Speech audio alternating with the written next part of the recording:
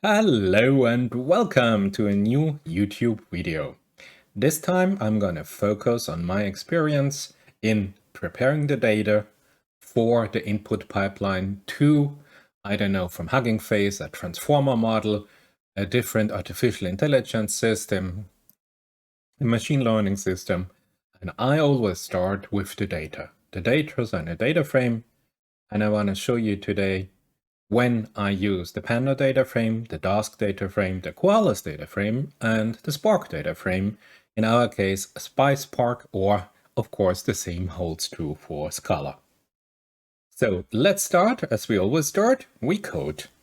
Which Python version do I use? 3.8. I import my pandas, my NumPy. I already have pySPARK, and my pySPARK version is the latest 3.1.2. Now let's focus today on Koalas. And there will be a different video on Dask.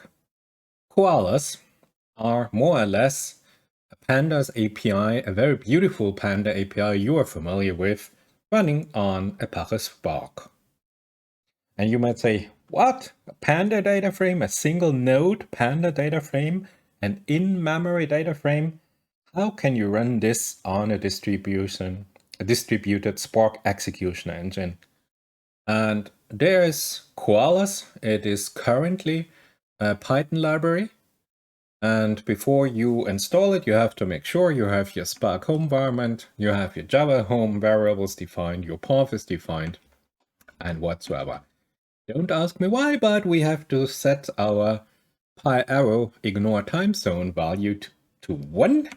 And of course, first things first, we have to look at the manual. Databricks, Koalas June 2021, an open source project, and it's providing a Pandas equivalent API to work on Apache Spark.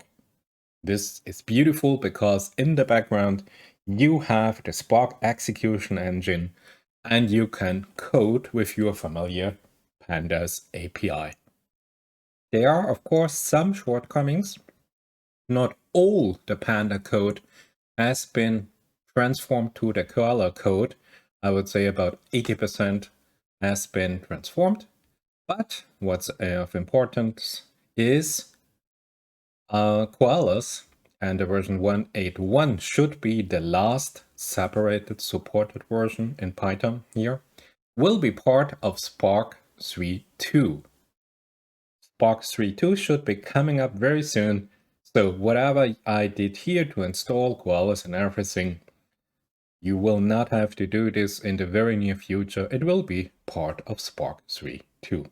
Of course, I have Spark installed here on my Windows machine. I have only a single CPU with 6 cores, 12 threads.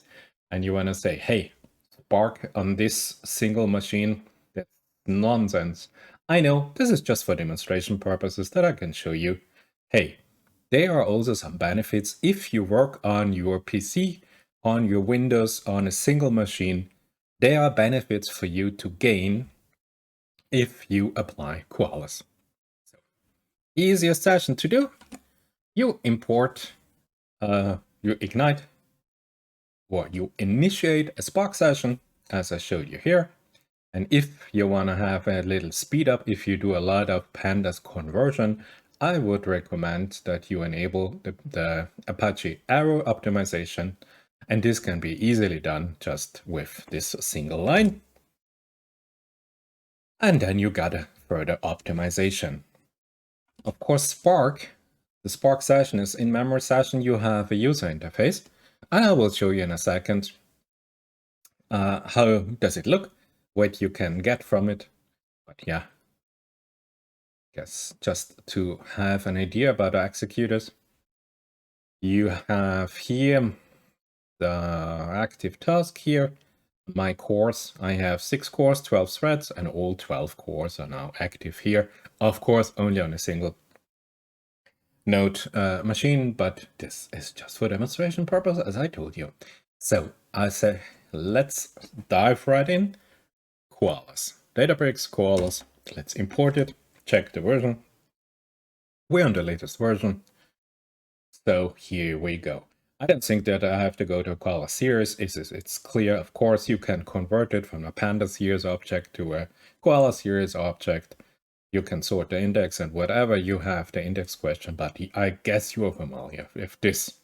So what I want to show you here now is Koalas on a Spark system on my Windows PC about data frames. You know, here you have a Panda data frame and you have a CSV file. And you say, hey, Panda, read my CSV file. And we time it here. The CSV file in question has about 2 gigabytes. So should be no problem for pandas. I've used pandas up to 4-5 gigabytes. But you can see it takes quite some time. And if you look at the CPU performance, we have about 10, 12, maximum 15% of CPU performance, and it takes about 19.6 seconds.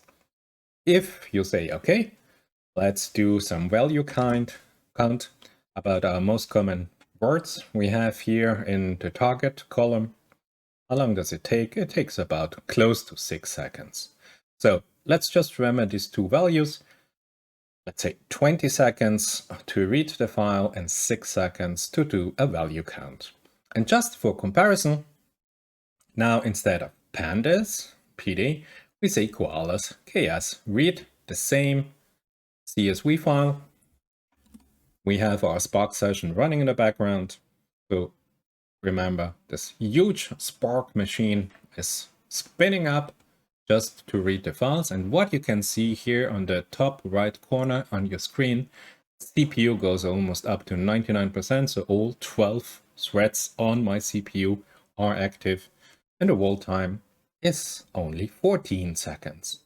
But the nice thing here now, if you calculate here, remember that to perform the operation of value counts, it took us close to 6 seconds to do the value counts. And here now in Koalas, with all 12 cores activated, as you can see in the CPU diagram, we have now a wall time of 8.9 milliseconds. So the speed that you get is really, really there for you, even on your private personal PC, a single machine. If you use pandas, you switch over to koalas. There is some significant speed improvements you can get for your calculation. And to show you even for some standard operation on a panda data frame, you just say, okay, let's create a new column, and I multiply an existing column with some value, and I have another column and a second column. Those are multiplication, you can divide, whatever. How long does it take to perform this operation? Hey, only 500 milliseconds. That's really fast on a 2 gigabyte file. And then you switch over to koalas and you have the same, exactly the same values. And you see, instead of 500 milliseconds, it is done in 150 milliseconds. So the speed improvement is really significant. Of course, you have to remember you are running a Spark system in the background.